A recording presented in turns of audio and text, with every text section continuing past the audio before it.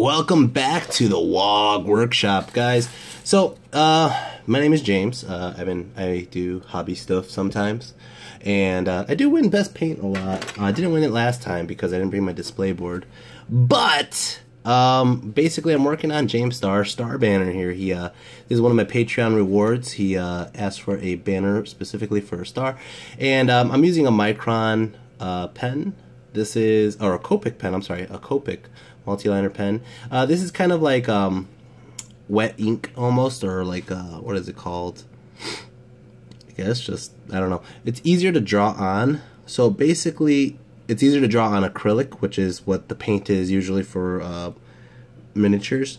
I use the GW brand, actually, of miniature paint. So if I get silent, it's usually because I am focused, hyper-focused more or less on what I'm doing. So the cool thing about the pen, though, is it doesn't have to be 100% accurate as long as you get an idea of where your line should be, as long as you don't go too far out of the lines.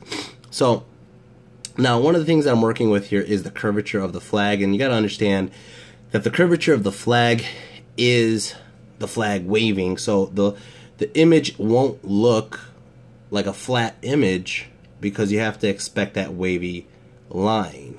All right, so that's one thing. It'll look it looks right now it doesn't look that good because it kind of looks like a crooked Star Trek symbol, but what it really comes down to is it comes down to when you see it in person, it makes more sense. And also, a lot of the things I'm doing right now might not make sense until it's over, you see the finished product. So that's one of the things. Now I know what you're thinking. You're like, does this guy draw stars or what? Because like, you just go like this, you know. But it's a little different because there's a fist in there, so we have to keep room for the fist. And like I said, it's also drawing on a curved surface, which is not the easiest by any means. So like right now I see like that line right there, it's a little too thick for me, so I'm gonna go ahead and thin it down. I'm gonna, honestly, with this wet pen, I can just kind of erase it with a little bit of water and wiping it off, and it actually comes out more like I inked the flag. So alright, there we go. Alright, so I know where I want it. I'm gonna go a little thinner. The cool thing is this part of the flag is actually black, so or this part of the star is actually black, so I don't care if I make a bajillion lines trying to just get that part of the star right there. And then the other side, so we want to follow through roughly straight. So that's my little guideline, and then a little bit more, and again we're working with this curve here, so you kind of have to draw expecting the curve. I think that's the guideline right there, right there. So we want this a little bit further out. Now even this gets covered by paint. We want to keep as much of the outline as possible where you're visible, but you're gonna get a lot of it just covered by paint. It's just the way it is. So that's a pretty decent star. Okay, now I'm gonna have to do this on both sides. Now the thumb is going to come right about here. Alright, so this, yeah, and it kind of curves in here just because that little curve, so we're gonna go right there. Alright, then we have, I don't know if you guys could see that or not. This is all just the rough draft of the actual image. So there's a lot going on this image. Right here, halfway down, you actually have a color split, where the color gets split in half. One side's going to be red, one side's going to be black. Alright. Then we have our first knuckle. which is like so, just barely gets into the black. our second knuckle, which is mostly covered up by the thumb. Alright, our third knuckle, which is mostly in the red side now, but now the finger is black. And there's going to be a little gap there, which is fine. Totally fine. And then the last knuckle's on the last part of the star right there. So I'm going to have to get a little gap in between those knuckles for color of red. Alright, then the palm of the fist here comes down, whoops, comes down this way. The pen doesn't want to draw right now. It comes like that, so this part's going to go up a little bit more. Okay, and then we have this little part of the thumb that comes underneath, and the palm goes this way. And then right here there's going to be a weird split. And again, this is just a rough outline to kind of guide myself what I'm doing. Alright, so I am going to start it, at least with the reds. I'm actually waiting for a game with Mark. So Green Dragon Gaming, me and him are supposed to get a game. Let me actually make that room real quick while I have you guys here. Just so. There we go. That's my keyboard.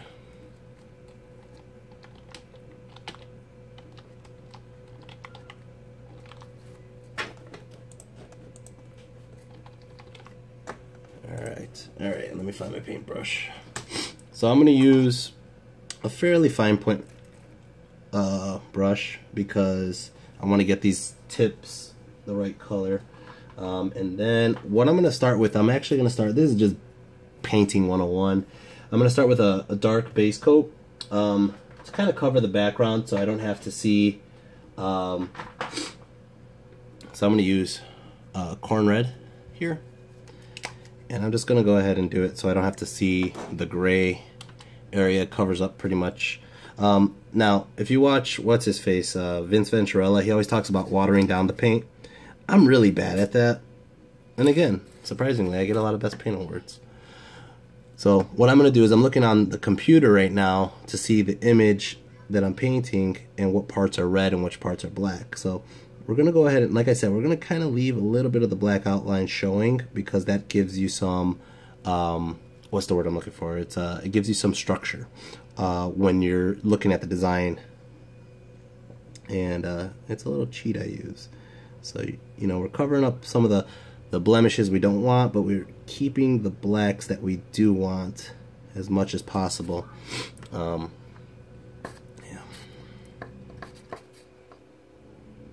So, ooh, that was too much paint. This I actually will water down because I don't want it to be too thick or else it starts to look blobby. Alright, there we go. So, there we go. Okay, and again, I want that little line in between the knuckles showing, so I'm going to go ahead and get as close to the line as possible without actually getting the line itself. And sometimes you just have to dab the brush. Now the cool thing is if I could do it on this coat, the base coat, the other coats don't have to go that low, so you don't have to cover that line. It actually adds a little bit of depth and shading to it. It actually makes it, whoops, makes it look like the knuckle is has shading like on the bottom part of the actual, like right there. You see like that? Where the light wouldn't touch or the light wouldn't reach. But yeah, so there's this little tiny knuckle that's part red here. I'm gonna have to like get it off camera to get to it because it's so tiny. And I'm gonna get there now. I'm gonna have to go over a black line with that again. Alright, and I'm gonna go ahead. Now, all this here is gonna be red. This little gap in here is going to be red, and then the star itself is going to be red on that side. So I'm going to go ahead and do that real quick. And it might not be all on camera because the camera's propped in a weird angle on my desk. I'm trying to get paint on the brush, and I am not very skilled at painting and talking and filming because I rarely do this. I do it every so often to kind of give you guys some content to see what I'm working on, so on and so forth. So right here I made a mistake already, but that's fine, I could cover it up. This part of the knuckle's not supposed to be red, it's supposed to be black. But I haven't got to the black yet, so that's totally fine that I got that part right now. If I'm going to make a mistake, at least it's on the base coats. But at least I caught it, is the point. You really got to catch the mistakes early on before your design gets messed up. Alright, so this knuckle's going to go down this way. And again, I'm just using the corn red to fill in all the spots that I want to get filled until I go into the brighter reds. And I'm gonna work with the shadow of the banner, because obviously the fold of the banner, the inside of the banner, is going to be a lot darker than the parts that are hitting the sun. So I'm gonna work with that wave of the banner.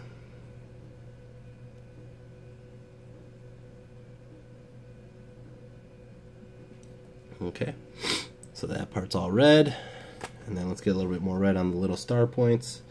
And I'm giving you guys, like, this is already 11 minutes long, but like I said, I'm just killing time. I'm waiting for Mark to play this game, and I figured I would work on this because I've been kind of slacking on it. I know I should have got to it a while ago, but I was going to Philly. That kind of drew my attention, so I feel real bad that I haven't gotten it out yet. And he should be one happy customer. So I like to keep my customers happy.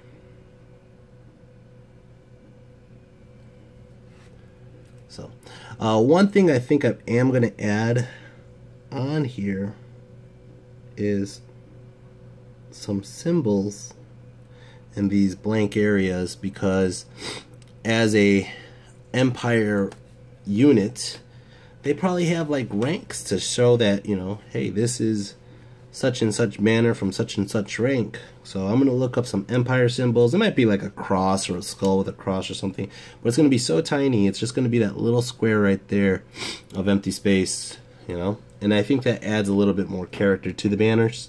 I've done it in my previous videos with my orc banners, because I believe like there should be some whatchamacallit,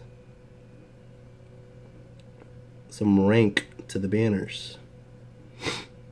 So again, right here I'm just working on not covering the black lines. I'm getting in there. These black lines I want covered because these black lines should not exist here. And again, I'm just working off an image off of Google. That's all I'm doing. This image is on Google, so, or yeah, it's an anarchist symbol. So let's see. I'm trying to keep painting on camera. I'm just really bad at it. I keep wanting to pull it closer to me, to my eyesight. Not only that, but like my head is so close to the lamp that I'm like boiling. I'm sweating. Sweating up a storm. Come on, little guy. Right there. There we go. Alright. Now, I'm going to get a nice wet brush for this because I want a very fine tip. I got to get in between the knuckles here with red, where it should be, where normally it would be black. We're working a little bit in inverse now. So like these lines right here are going to be red. Okay. Right there, that's red.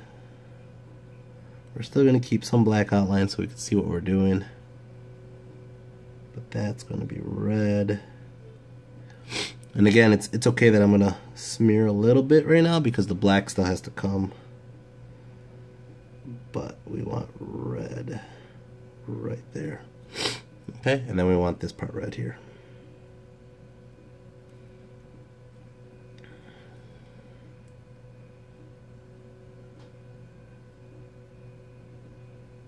Okay. Now let's work on black.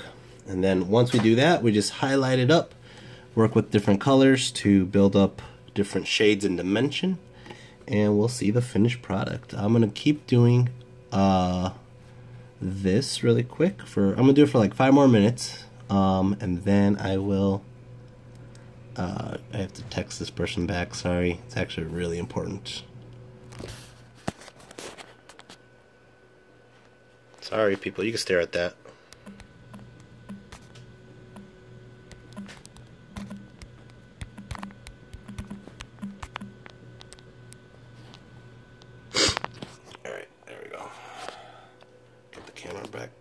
Propped up there. Alright, black. Now the one thing I have a problem with black is the GW black is kind of thick. And it works fine covering up shit, but it kills the fucking brush. So you do have to thin this one out just a little bit, because if not, your fine tip brushes aren't fine tip anymore. Basically they become standard brushes. So I'm gonna go ahead and get into these little cracks and start building the shape more to my liking. Okay, so let's work on the star first. Let's get this a little bit more. Don't drop my phone, don't drop my phone. Okay. And basically what I'm going to do is I'm just doing this on both sides of the banner. So this exact same process I'm going to do on the other side.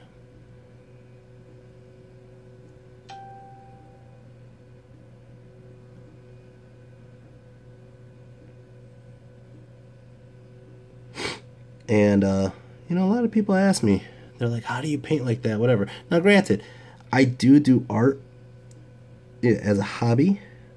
I am making a comic book, I do drawings and all that, but the one thing is, when people ask me how long does it take, I tell them the truth, which is a long ass time, man. It takes patience. It takes, you know, going back a couple times. It takes a lot of that, you know. So, sometimes you just kind of have to keep going back over your mistakes. And the cool thing is about acrylic paint is very forgiving. You can kind of just go back to your mistakes and do it again, and touch up, you know. I mean, there's a point where you just added too much paint to a model that it just looks clunky. That does happen, but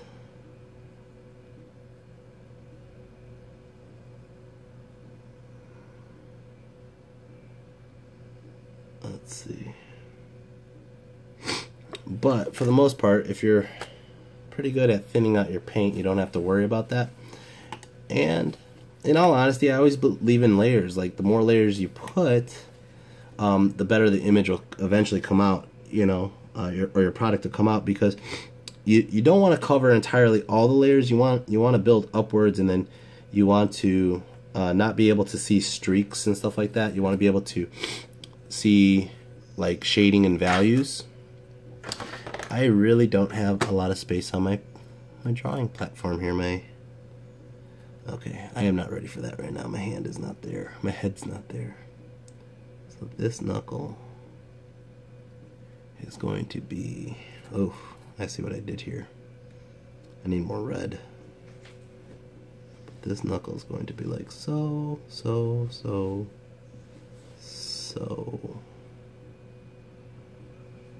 There we go, go, boom. Okay.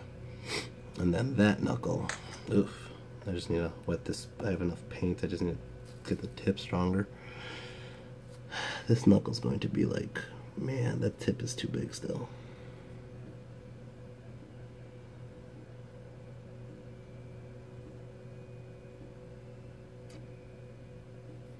That should be enough. Alright. So I did it a little lighter, I know I just covered it up, but I did it a little lighter so I could see where I need to outline the red. Anyways, Phil. Hi, Phil. You're on YouTube, where your chirp is. Oh no, I dropped the black paint, which is so thick it won't even go anywhere. Alright guys, so right now that's at the 20-minute mark. I'm going to continue painting these in. And I gotta make a phone call before I play this game. So see you guys next time. Take care. Peace.